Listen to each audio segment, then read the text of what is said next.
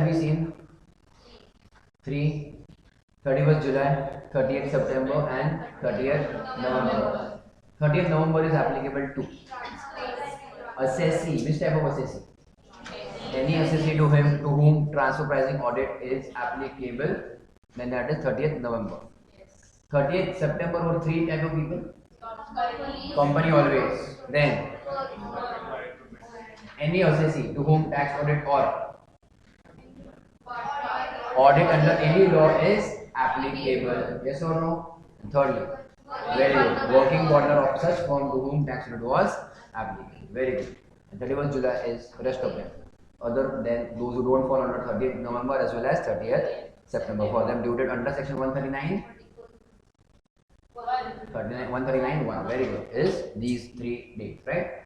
Then if you miss 139.1 due date, then we have very good. 139.4 belated return. The due date for belated return is 31st March of the, or you can say end of the relevant assessment year. So for PY 1920 it is 31st March 2021. Good.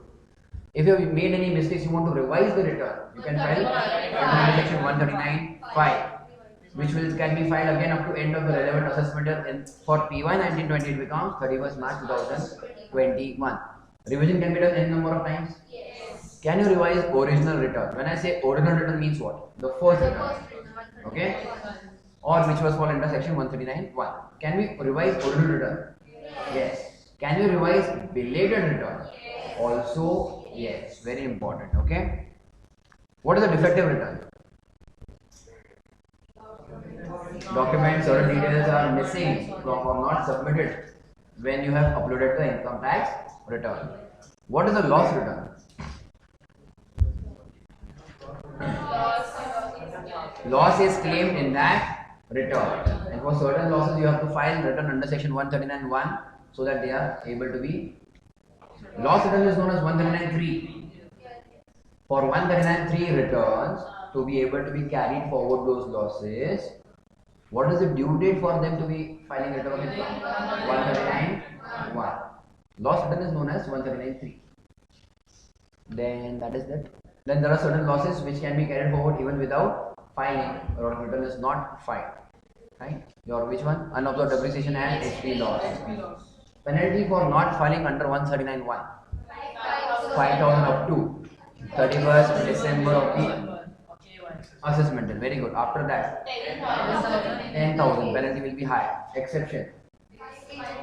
If the taxable income is up to 5 lakhs, and your penalty will be maximum rupees 1,000. Yes. Okay. This will you read or let us go through it quickly? Section 140 check. That means you will read. Good. Section 140. Return by whom be verified. Pay attention now. Verified. It simply means no. Authenticated. Who will sign the income tax return? Why? Because income tax return is itself a declaration by the assessee. This is my income, this is my deduction, this is my tax liability, this is how I have paid the taxes and all of that. It is a declaration. So who will actually sign the return or that declaration are these people. Read Aditi. Assessee, individual, signatory, the individual himself, where he is absent from India, the individual himself or any person duly authorized by him in his behalf, holding a valid power of attorney from individual, where he is mentally incapacitated from attending to his affairs. You understood, no? Huh? His guardian or any other person competent to act on his behalf. If not possible for individual to verify the return, any person duly authorized by him in his behalf, holding a valid power of attorney from the individual. Simple. That means if the assessee is individual, he himself can sign, or someone representing that individual can sign. In certain cases, if the authority itself is given, if he is mentally incapacitated, if he is absent from India, or for any other reasons. Okay. Only for this you have guardian. Others obviously POA. Mentally incapacitated person cannot give POA to anyone else, right? Others are all POA. Next one. Hindu undivided family, signatory, the Karta, where the Karta is absent from India, any other adult member of HUF. Highlight. Any other adult member of HUF. Can females be member of HUF? Yes. Yes. So here obviously you can say adult, okay, not minor. So male or female. MCQ can, anything can be asked now. Can only male sign, can only female sign, who can sign? So any adult member can also sign where a Karta is not present. If the Karta is mentally incapacitated from attending to his affairs, any other adult member of HUF. Fine, over here obviously we don't have guardian to Karta, we have the HUF itself. So any adult member from HUF can sign. So that is always replacement for Karta. Simple. Karta replacement is always what, who then? Any adult member of the HUF. Everyone okay? Company, the managing director of company, where for any unavoidable reason such managing director unable to verify the return, or where there is no managing director, any director of the company, where the company is not resident in India, a person who holds a valid power of attorney from such company to do so, where the company is being put up, that whether the orders of court or otherwise, or where any person has been appointed as the receiver of any asset of the company liquidated, where the management of the company has been taken over by the central or any state government under any law, the principal officer of the company. Now principal officer is again defined under section 2 of income tax. So again we are not going into that, who all can be principal officer, but that is a designation. Just like you have KMP in law, key managing person, it is a designation of those people are known as KMP. Similarly in income tax we have a principal officer. Simple here. Firm, the managing partner of firm, where for any unavoidable reason such managing partner is not able to verify the return, or where there is no managing partner, any partner of firm not being a minor. Now there is a difference between firm and LLP, keep that in mind, okay? So it is not exactly same. Partner of LLP we call them as DP, designated partner, not just any partner, we call them as designated partner. Read.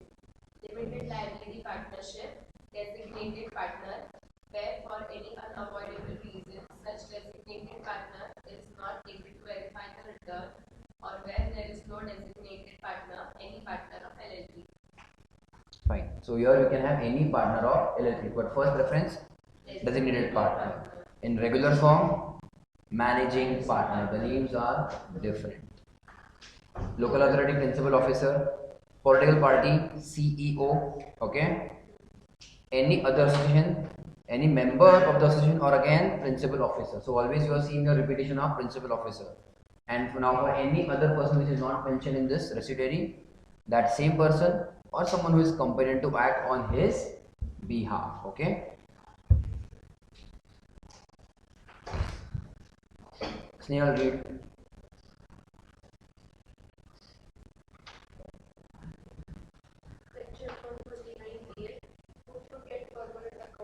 This was already there on page 1. Who should get permanent account number 139A? Here it is given in much detail. So read, check. If total complete basic execution limit on business turnover of professional receipts are for likely to exceed 5 lakh in any previous year. Charitable trust, exporters and importers who are required to obtain an importer-exporter code, SSTs under Central Excise Rules and GST. Every resident person other than individual who enters into financial transaction exceeding rupees 2.5 lakh in IFR. Every authorized person like MD, director, partner, trustee, author, founder, Karta, CEO, principal officer of the above mentioned person. That means of A, B, C, D, E. From A, B, C, D, E, whoever is the assessee or whoever is required to take PAN, their you can say signatories or authorized person should also have to get PAN. Okay, they should get permanent account number. Fine till here. This is all theoretical. Satya, read.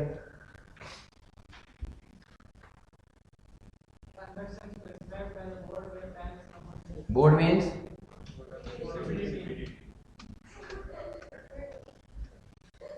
क्या हो गया? Come out of law now. Okay, board here in income tax means CBDT. क्या बात है? हाँ, I know that. हाँ तो read Satya. Sale or purchase of motor vehicle, a vehicle as defined in Incometax Act 1988 is requires registration by registering authority other than two wheelers. So anybody who buys or sells motor vehicle, they have to furnish a PAN, who is not required only for two wheeled vehicles. Correct? Two vehicles, two-wheeler vehicles. Next one. Opening an account other than a time deposit. What is a time deposit? Other means exception, not required. Time deposit means FD. And a basic savings account, PAN not required. Very important. So to open a savings account, PAN not required. To open a FD only, PAN not required. With the banking company or the cooperative bank with the banking company. So this was basically in some years before also the Prime Minister was saying that open a bank account, and many people, yes, going to be deposit in that account. Prime Minister, what Yojana? Zero balance account. So that everyone has a basically bank account, and these people don't obviously have PAN, permanent account number, they don't have. So even they can open a bank account without a PAN. Yes, that is for savings account. So which account remains? Very good. Current account. PAN will be required. Then whatever is highlighted, that we will read quickly. Issue of debit or credit card. Okay. On opening of a demand account with the depository, participant, custodian of securities or any other person. That means if you want to now trade in shares, you will open a trading account and you will open a demand account. Two accounts, yes or no? For demand, you will require PAN. Yes? We'll do questions over it. It's very theory. Account. Utkarsh, read the most important paragraph of this chapter.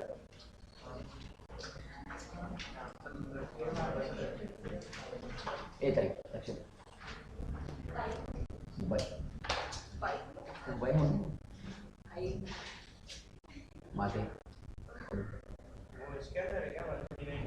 नहीं that is separate. 139 A is over separate.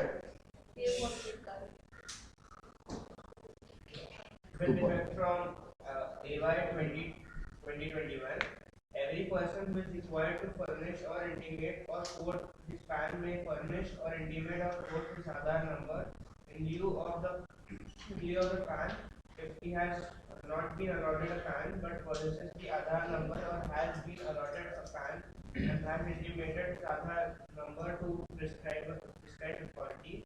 PAN would be allotted in prescribed manner to a person who has not been allotted a PAN but possesses Aadhaar number. Okay. In this case now, whoever did not have PAN, if they quote Aadhaar number in all the forms, this year this change has happened. In their integrated, you can see, or they are now equivalent. If you just quote Aadhaar, that is sufficient. As it is, they were forcing Aadhaar a lot, so many people took Aadhaar. Then link with mobile account, link with bank account, link with passport, link with whatever they could think of, and nobody was doing the linking, or it was too lengthy process. And now they have linked, or they are saying Aadhaar is equivalent to PAN. So tomorrow if you say we don't have PAN, and that is why you did not file taxes, that is why you did not file return, that will be wrong. Because if you have Aadhaar now works as PAN, also very important change. Okay. So every person who is required to furnish or intimate or quote his PAN. Remember in TDS? PAN is required now, or the payee or payer in TCS. is required to quote his PAN may furnish or intimate or quote his Aadhaar in lieu of PAN if he does not have a PAN. He is not given the PAN, but he has what? Aadhaar. Okay? Or has been allotted a PAN and has intimated his Aadhaar number to the prescribed authority. PAN would be allotted in prescribed manner to a person who has not been allotted a PAN but possesses a Aadhaar number. So if he has Aadhaar and if he tells Income Tax Department that I have Aadhaar, he will be given an PAN also. Okay, but till that time, a person who doesn't have PAN but has Aadhaar, he can give Aadhaar number in place of PAN. That very big change has come. Then nothing. Neither. Read Snail. So ROI due date given to is what? 31st July. Is it okay? Actually filed 4th August. And in the return, loss is declared of 10 lakhs. What will happen to the loss? It cannot be carried forward. Right now. Case number 1, no?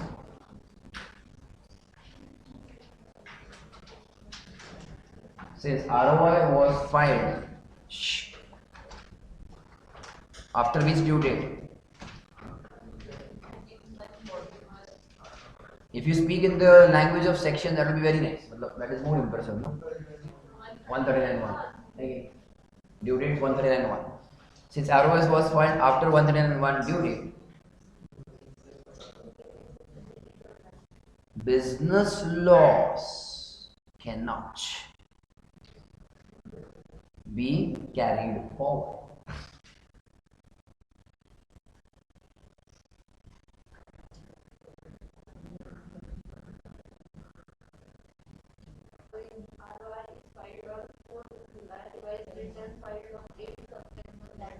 What are they asking? Are the returns valid? How many returns are filed? 2 returns. One was filed on 4th July. 4th July obviously is before 31st July. Very good. And the revision when is filed on 8th September. The 4th July return is filed under which section? 139.1. And 8th September return is 139.5. And both are within due date. So both are valid. Revised return replaces very smart.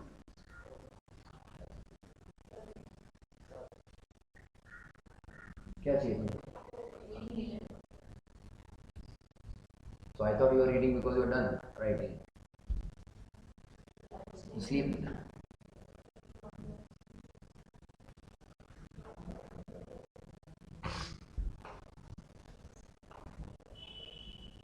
So original 139.1 and revised 139.5 both are filed within respective due dates. Yes, within respective due dates. Therefore, both returns are valid. Therefore, both returns are valid. Go and read. Due date 31st July, ROI is filed on due date. Income is rupees 10 lakhs. ROI was revised on 7th September, incurring loss of 20 lakhs. Can the loss be carried forward? So that's Saurav's jugaad, no? Remember? That means if at all your income is not finalized, but you still will file some return, and then you finalize the return by filing a revised return. So that is the case? Yes or no? So you are safe. Pay attention. Very nice case actually this is. You are safe because you filed the first return within due date. Now you can do whatever you want by revision. This is for sure attract an income tax notice. For sure. Because original return you are showing income and a revised return you are showing loss which is to be carried forward. For sure you will get a notice. Which is not a wrong thing. You are getting notice not because you have done something wrong. But then you are obviously reason to believe for the income tax officer. Something is fishy over here. Are you following here? Right. Original return was filed within due date. Yes. Under section 139.1. It was revised under section 139(5) within due date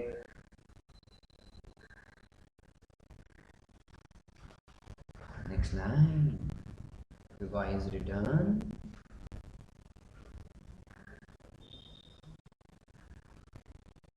replaces or you can say substitutes the original return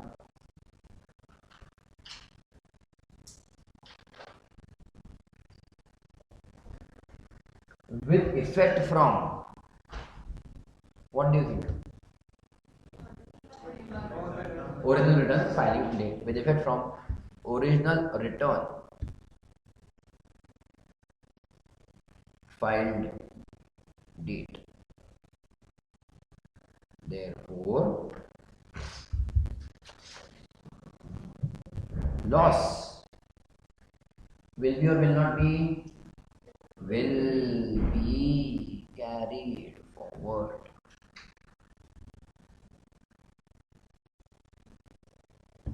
Loss will be carried forward.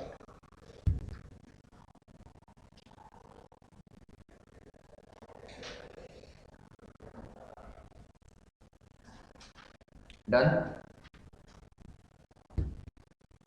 गाड़ी read. Huh? In rupees 5 lakh, LTCG in rupees 4 lakh. ROI is not filed within due date. Okay, this is actually a question of set off of losses. They have given you both the situation, no? Both the cases. And there is a business loss. What will happen finally? Your answer, main answer is what? Business loss can be set off against all layers of the income except salary. So it can be set off also against LTCG. This much is okay, but LTCG available is 4 lakhs. Business losses of 5 lakhs. So right now there is still 1 lakh rupees loss which is not yet set off, and they are saying that return is not filed within due date. What will happen? Entire 5 lakhs cannot be carried forward, or 1 lakh cannot be carried forward.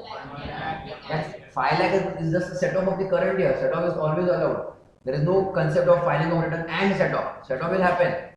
Then after set off, whatever remains, for that to carry it forward to the next year, we have to see return is filed or not. Okay? Right now. Since return is not filed,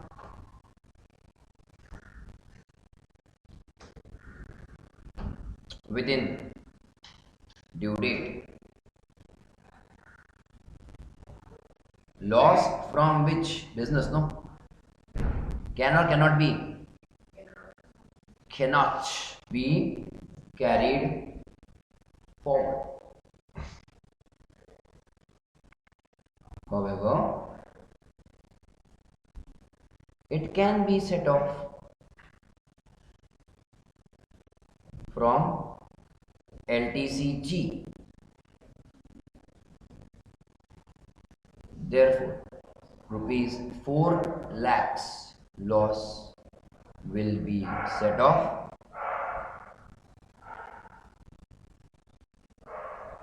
and rupees 1 lakh loss will, very good, will lapse. क्या कर रही है? वहाँ वहाँ कर रही है। पीठ थपथपा रही है।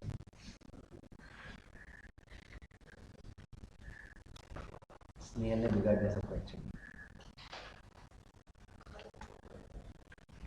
अब तुमने बिगाड़ दिया ना, पता भी नहीं भी बोला तो भी। उत्कर्ष Brought forward capital loss of PY 2015 is equal to rupees 5 lakhs.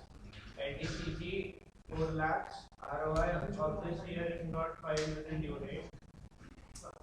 ROI of PY 15-16 was filed within. Okay. So there is a loss of which year? 15-16. Which loss? Business loss. Capital loss. Capital from business, no? Nice. Capital gain head of income loss. How much? 5 lakhs. LTCG is of current year, no, rupees 4 lakhs. ROI of this year is not filed within due date, but ROI of the earlier year was filed within due date. It just means that if a return is filed within due date, only then it can carry it forward for next 8 years, 4 years, whatever it is. Are you following here? If the current year's return is not filed within due date, the current year losses cannot be carried forward. That means once you do the one good work what? The return is filed within due date. The loss is now safe to be carried forward for 4 or 8 years. It is not dependent on the returns of the next years. Right now. Since ROI, return of income of PY 15, 16, yes or no, was filed within due date.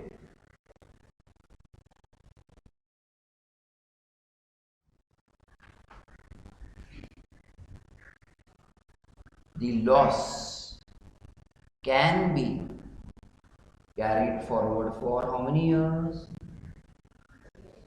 Why 8? Capital gain or capital loss, correct? 8 years no carry forward, remember? Comma, even if ROI of any of 8 years are not filed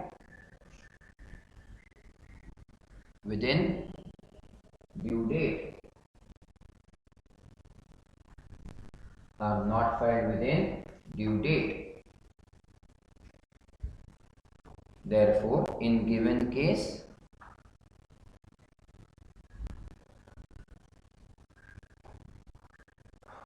can we set off? We have 5 lakhs loss coming from earlier years. This year we have 4 lakhs income. They can be set off, yes or no? Yes. Capital gain, capital loss. Okay, long term. Assume long term only. Short term, it doesn't matter. You can adjust against LTC. No? Doesn't matter. Both of it can happen. Correct.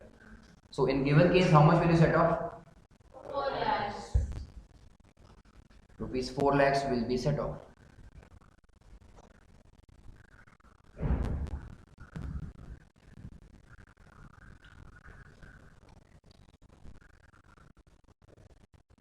Utkarsh, just go and check now who's making a noise. उसको बोल क्या बोल रहा है चिल्ला भी लेगा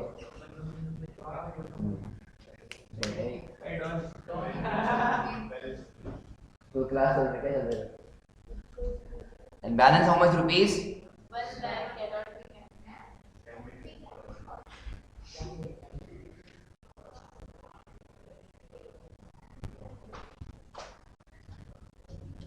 carried forward above in above sum. just close it. Thank you. Can be carried forward. गए ना right good. उसको बोला ये देखने का नहीं आने है ना आने का नहीं फिर से इधर 6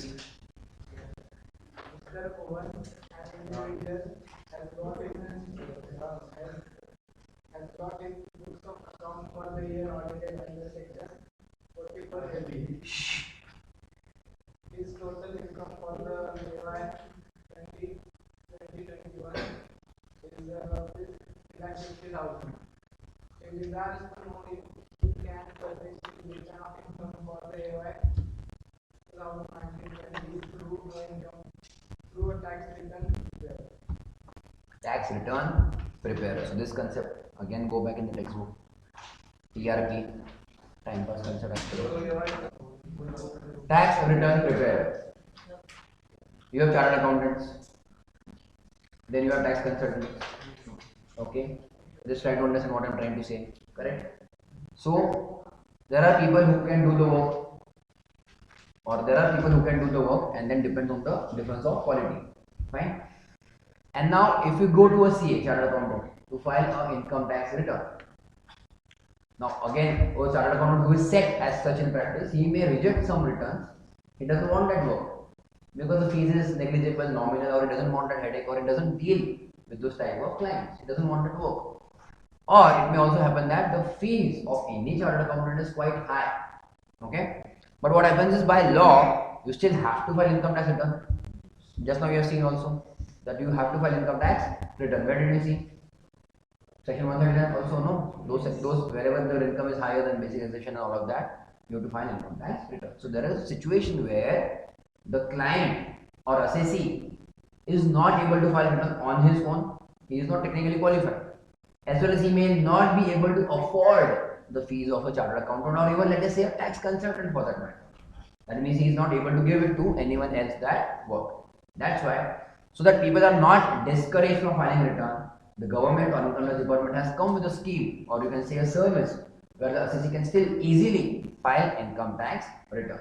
Easily, that is through TRP or tax return preparer. Okay, just like you have the scheme like skill development.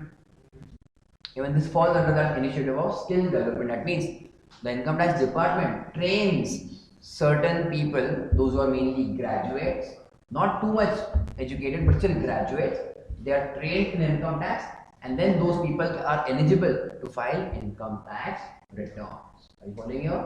Obviously, their fees are very less, or I think as good as nil, nothing, if they file income tax returns. Why? Because they get income from income tax department. That is the intention. Understood here? Even GST or other laws you will see many times, these kind of services are provided. Understood? But TRP has a restriction.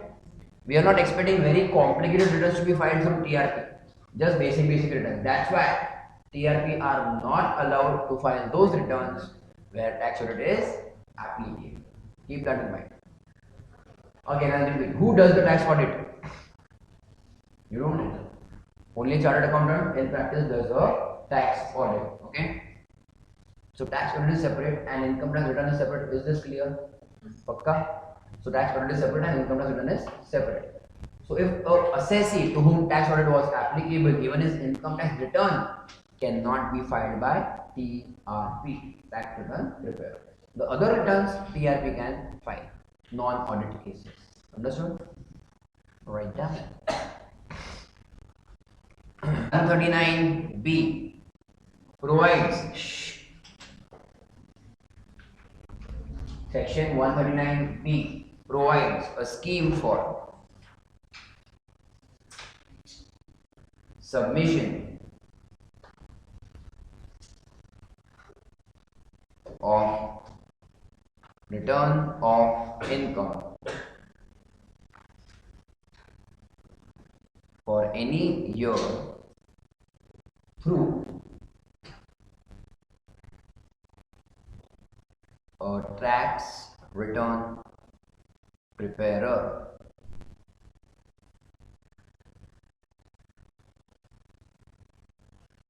However,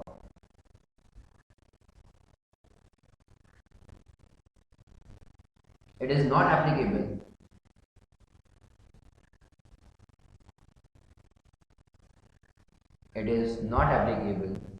to those persons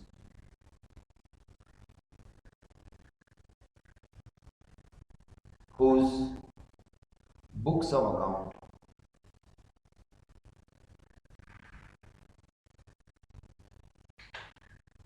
are required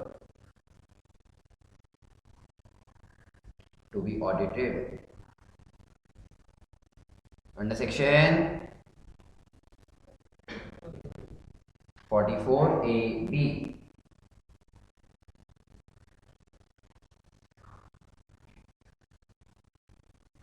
Therefore, Mr. Bhuvan cannot furnish his return of income through tax return preparer. Yes? Yes?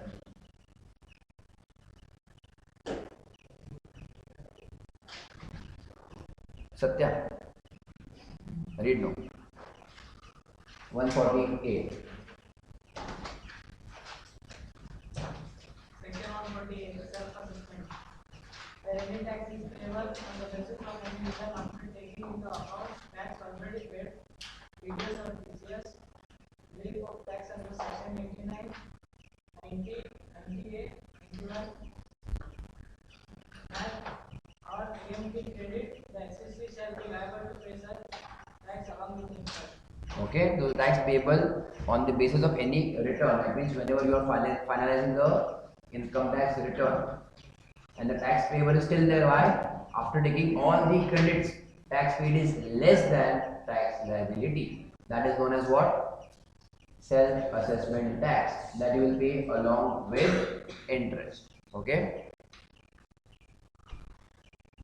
Read. That the amount paid by the SSC under section 148, subsection 1, falls short of the aggregate of the tax and the interest. It shall first be adjusted towards the interest payable, the balance shall be adjusted towards the tax payable. That means even in the SA tax, self-assessment tax, it is not completely paid. Okay, it is not yet completely paid. For example, let us say you have to pay SA tax of rupees 100.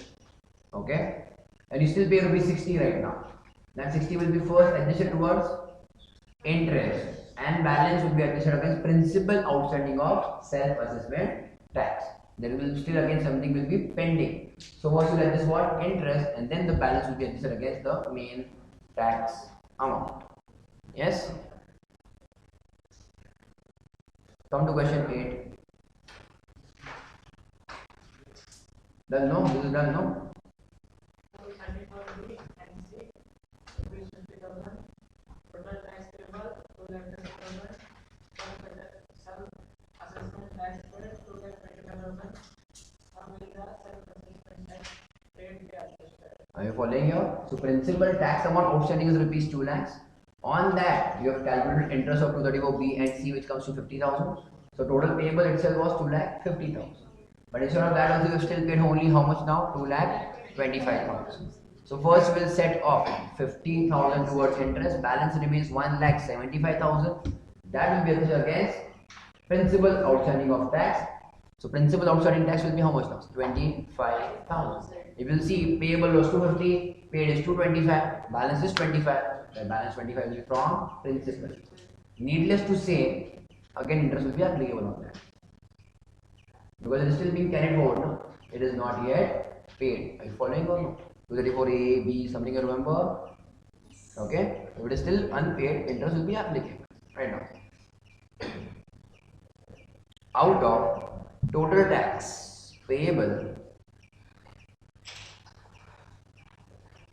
of rupees 2,50,000, only rupees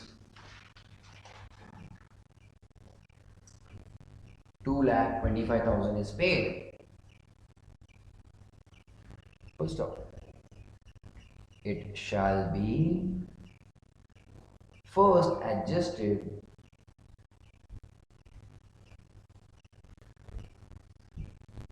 against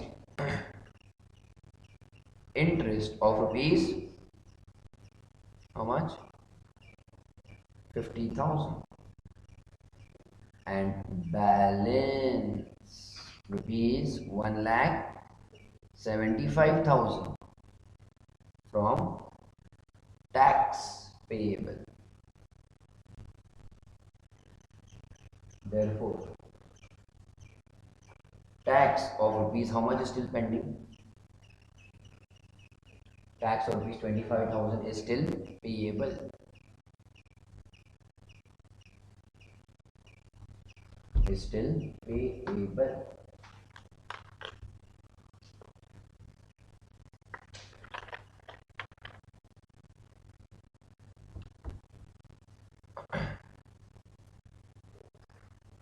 Done.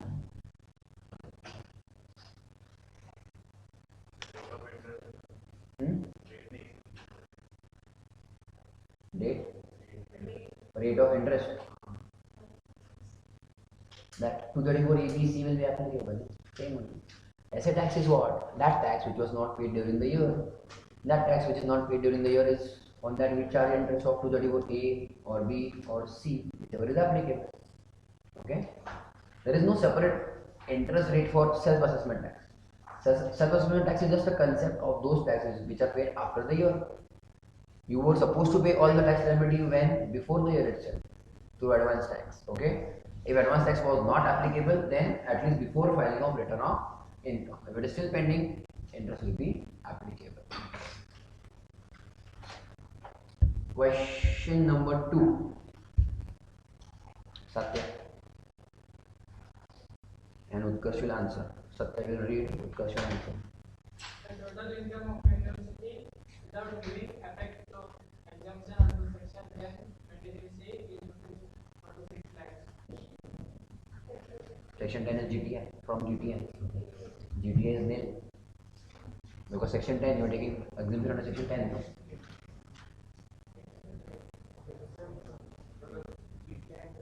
GTI is nil, good question. But there is a table of specifically for section 10 which we had done last lecture. Before taking benefit or before considering section 10, if the income is above basic restitution limit, then return has to be filed. There is a table for that, check. Yes. And in that you will see 1023C. Yes or no? This one, correct, no? 10 or 11 or 12. I think yes, that's why I highlighted that. Correct or not? So before claiming section 10 or before considering section 10, if it is above basic exemption limit, return is compulsory. Are you following here? So income is obviously above basic exemption limit, return is compulsory. Everyone got it or no? Yes. Right. Since income of university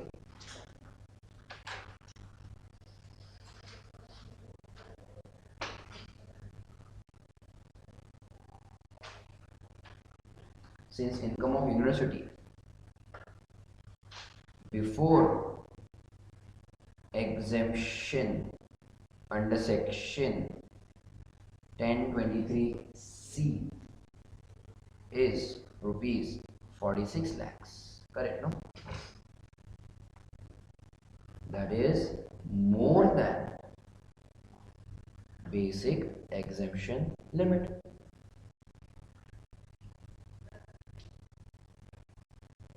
Therefore, filing of ROI is compulsory.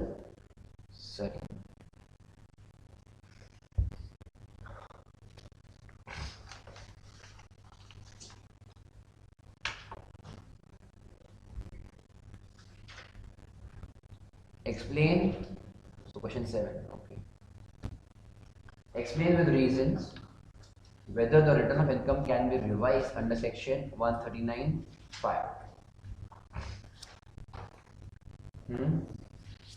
Tell me first one. 139(4) is what? Allowed or not allowed? Allowed. Then return already revised once under section 139(5). No. Any Very good. Very good. It can be revised any number of times. Okay. So it can be also again revised. And return of loss filed under section 139(3). So 139(3) is just loss return. When you show loss, the due dates are 139(1), 139(4), 139(5). So even a loss, what is the meaning of loss return? Or 139(3). What is 139(3)? Is it clear or no? 139(3) means just a return showing loss. The due dates of return are just 139(1), 139(4), 139(5). Clear till here? Okay. They are saying whether a 139(3) means a loss return can be reversed. No or yes? Okay. Why yes? Why no? Because they are not mentioned. Okay. Then yes?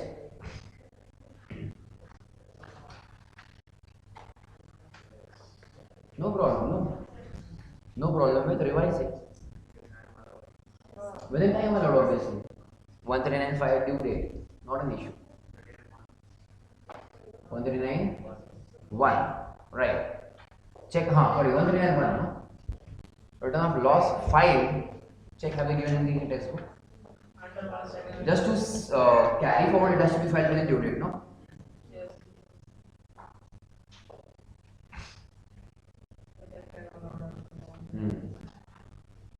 Correct.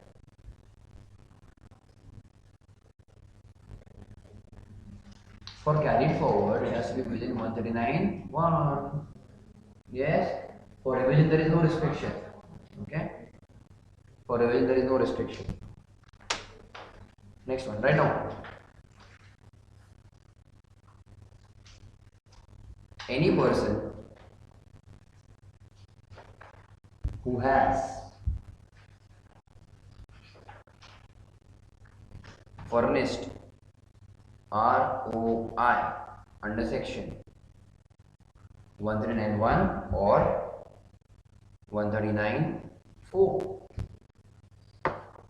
can revise return up to end of relevant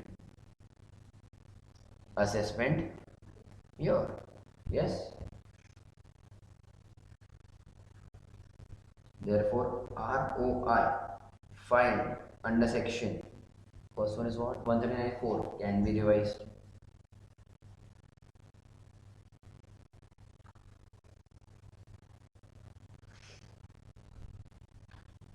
That is the point number 1 actually. Point number 2. A revised return can be revised again. Yes.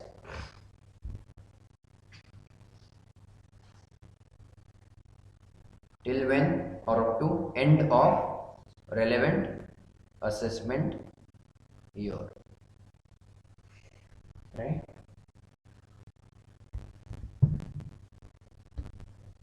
A revised return replaces, tell me now, original, okay, the first return.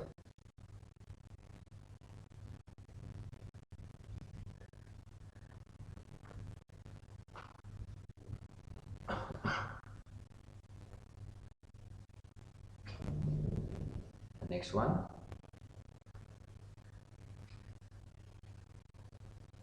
Return filed under section 139.3 is deemed. Now tell me, deemed what? Deemed was filed by which due date?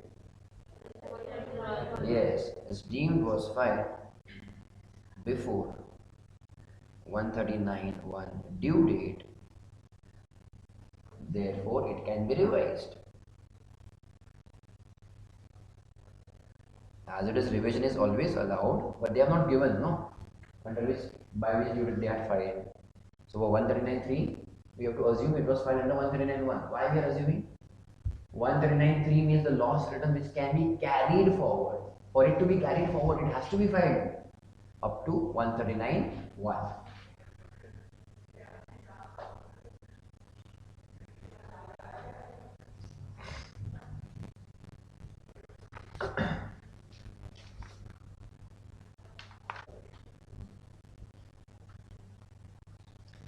The due date of filing of return of a company with a business loss of rupees 1,30,000 is which one? For any company, whether profit, loss, whatever, tax audit or not, it is 30th September only except for TP audit cases, which is 30th November. 12th. Mrs. Z, a salaried individual, has total income of 8 lakhs. He furnished return on 20th August. Why? Because his 139.1 due date was 31st July. That's why. So he is liable to pay fees or no? Yes. Of rupees 5,000. If filed, yes, he has filed before 31st December. That's why penalty will be less, no? Half only, 5,000. Yes. So that dates are also important. 11th. Mr. X has a total income of 7 lakhs during the year. Remove that year. He files return of income for the year on 31st January 2021. He is liable for 10,000, entire 10,000 rupees. Yes or no? Under section 234F. Yes. For filing returns of income in respect of various entities, income tax has how many due dates? 3 due dates. Very good. 3 due dates. Ninth, Akash, who is 32 years old, has LTCG on transfer of equity shares rupees 25,000. Transfer of equity shares, listed equity shares, yes or no? Up to 1 lakh exempt. And deduction of rupees 80,000 under section 80C. Okay. He has to file a return of income for the year only if his total income exceeds 2,50,000.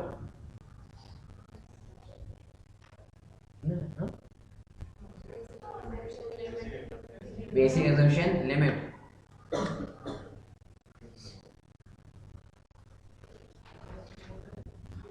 Chapter 6 and LTCG, which one? 54, no? For example, taxable income 2 lakhs. For example, we will do reverse calculation. No, ATC is how much? Given in the question, 80,000. That means my GTI was how much?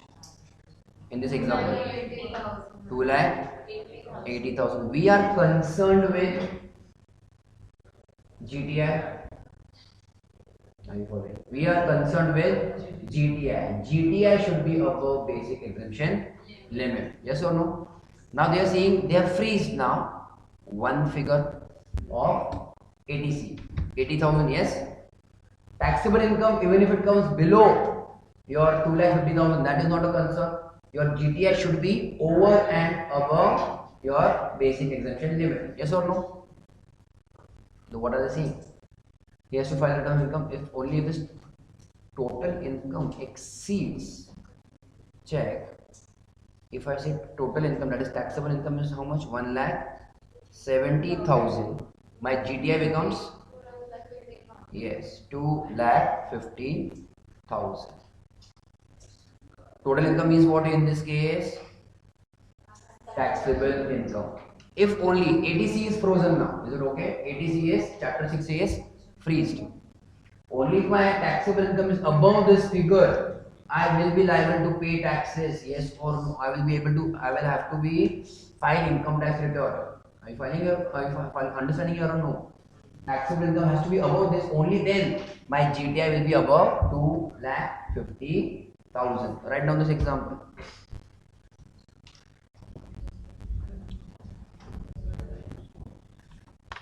Your GTI will be more than or at least 2,50,000, and because of that now return will be compulsory. So they are asking you reverse way. Understood here? Pakka? Option A is correct. Okay. Be careful. Okay. PAN is compulsory if paid in cash exceeds rupees 50,000. Quickly read somebody. Go in. So start doing alternate. You read quickly.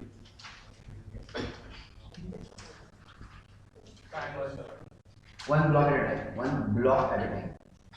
PAN compulsory payment in cash. Underline the word cash. It is already underlined, highlighted. Exceeds rupees 50,000. First case. Payment to a hospital or restaurant against the bill or bills at any point. So bill or bills at any one time. If the amount paid in cash above rupees 50,000, PAN needs to be furnished or it has to be given to the hotel. Utkarsh, not Utkarsh. Stay here. Payment in connection with travel to any foreign country or payment for purchase of any foreign currency at any one time. Payment towards fare or to a travel agent or a tour operator or to an authorized person. Are you following? This is all tracking happening here. Tracking. PAN, then we can track who is that person. So in the earlier lecture also, earlier chapter also we had seen that just trying to track those who people can spend. So spending on food bill more than 50,000 in cash. Point number one. Secondly, foreign travel or purchase of foreign currency. From where do you purchase foreign currency? Foreign exchange trader. So we are buying in cash more than rupees 50,000. You have to furnish PAN. So that was in cash. Purtuja, read. Now here we have written amount, not cash. It can be in check also, DD also, whatever. Read one block only. That means whenever you buy mutual funds, the total amount is more than 50,000, you have to furnish PAN. Next one.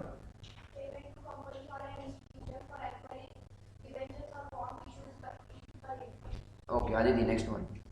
Payment to Reserve Bank of India by acquiring bonds issued by it. Next one. Cash deposit with a banking company or a cooperative bank. This you might have always seen.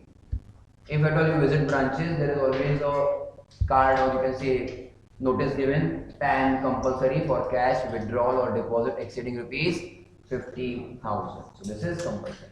This is a important, you can say, point. Snehal. Purchase of bank drafts or pay order from banking check from banking company or a cooperative bank. So banker's check or banker's order or bank draft, your demand draft exceeding rupees 50,000 PAN compulsory. Time deposit with banking company or a cooperative bank, a post office, CB section 406 of the Companies Act 2013, non-banking financial company which hold a certificate of registration to hold or accept deposits from public, amount exceeding 50,000 or aggregate to more than 5 lakh during a financial year. That means what are you doing? Fixed deposit with bank, post office, Nidhi company or NBFC. When PAN is compulsory per FD more than 50,000 or aggregate of FDs more than 5 lakhs during the year. If you have made, you have to submit PAN. Retail, sir. Payment for one or more prepaid payment instruments to a banking company or a cooperative bank. Prepaid instruments like you can say debit card, sorry, traveler's check, if that is more than rupees 50,000. Payment as life insurance premium to an insurer exceeding rupees 50,000. What is the payment? LIP, life insurance premium exceeds rupees 50,000. So the first case it was cash, and the second case it is any by cash or other than cash also. Okay. Siddhi.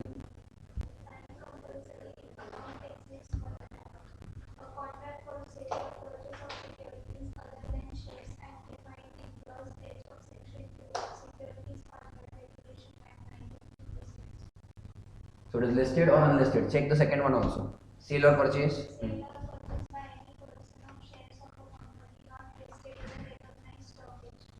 So without recognized stock exchange or unrecognized stock exchange, if you buy and sell of more than rupees 1 lakh shares, securities in a year, PAN is compulsory. Next one. Sale or purchase of any immovable property. Sale purchase by any On its right hand side. It is related now. amount exceeding rupees 10 lakhs or value by stamp valuation authority and at an amount exceeding rupees 10 lakhs. So what is the transaction? Purchase or sale of immovable property. Valuation is more than rupees 10 lakhs. See the limit, 50,000 cash, 50,000 any amount, 1 lakh, and then now 10 lakhs. Next one. Sale purchase by any person of goods or services of any nature other than those above, amount exceeding 10 lakh rupees per transaction. Very important. Again, this was just 1 or 2 years back only. That these are known as high value transaction. Let it be any transaction, any kind of transaction. You may purchase diamond, gold, jewelry, whatever, wherever you are spending, which are not covered in the earlier parts. If it is more than rupees 2 lakhs, PAN needs to be furnished. Purtuja, read again. Section 149. Hmm, hmm, hmm, hmm. If any of the above transaction is entered by minor or who doesn't have PAN, he should hold the PAN of his guardian, of his either parent or guardian. So if it is any transaction by a minor need not give his PAN. The parents or the guardian's PAN has to be given. That is important. Okay.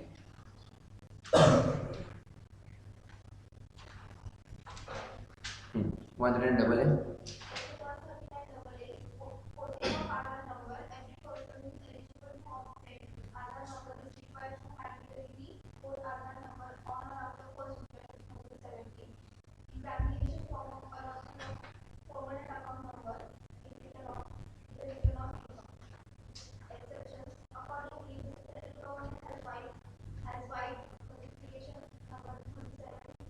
bar 2017, 37 bar we call it, or 37 of 2017, dated so and so. 11 May 2017, dated from 1/7/2017, notified that provisions of section 139 relating to quoting of Aadhaar number will not apply to individuals who does not possess the Aadhaar number on enrollment ID and is residing in the states of Assam, Jammu and Kashmir and Meghalaya, a non-resident as per Income Tax Act 1961, of age of 8 years or more at any time in the not a citizen of India. Okay, so there are certain exceptions. They need not obtain PAN, and that's why they also need not furnish Aadhaar. Sorry, not PAN. Aadhaar we are discussing. No, Aadhaar should be submitted. If a person is eligible, he should quote the Aadhaar in the return of income. And then there are certain persons who are not required to take Aadhaar, and that's why not required to furnish Aadhaar. This also I think I had once discussed. No, people more than 8 years of age, physically handicapped or very challenging, they lose their fingerprint, so Aadhaar not required. But certain exceptions of Assam, JNK and Meghalaya, this is important. Non-resident not required Aadhaar. Even if you check application of Aadhaar forms, those people have to be in India for at least 6 months to be eligible to apply for Aadhaar. Non-residents as such are not staying for more than 6 months because visas at a maximum time are given for 6 months. That is also separate now. Okay, and also not a citizen of India cannot get a Aadhaar. So then these people are not required only, so they will not furnish Aadhaar in anywhere. And as it is, you have seen here, if you don't have Aadhaar, PAN is sufficient, or if you have PAN, then it is equivalent to both of it. If you don't have PAN, submission of Aadhaar is also sufficient. Okay.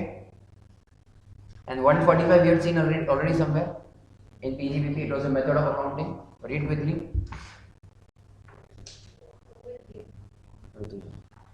Section 145, method of accounting, income under heads of profit and gains from business or profession, income from other sources, shall be computed as per cash or money system of accounting regularly employed by the system.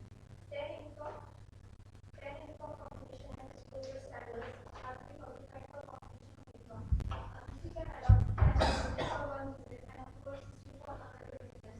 He can adopt cash system for business income and approval system for income from other sources or vice versa. Method of accounting can be changed for bona fide. So which head of income has which method of accounting? PGBP or IOS can be done by cash or mercantile. Anything is allowed. Now any combination is also allowed. Then you need not have uniform method of accounting for all heads of income. You need not have uniform method of accounting for all businesses of the same assessment. For one business cash, for one business mercantile, for another business cash is allowed. Correct? As well as for business cash and IOS mercantile also allowed. So all this is allowed. But even if he wants to change, it has to be for bona fide or genuine reasons, the reasons for which he should also intimate the income tax officer. ICDS, remember, this will be part of your CA final syllabus. Okay, again there are for income tax, they are like just like similar like your accounting standards, but for income tax purposes. That is it. That was the chapter of return of income. Fine. We'll take a break, then we'll start with next chapter.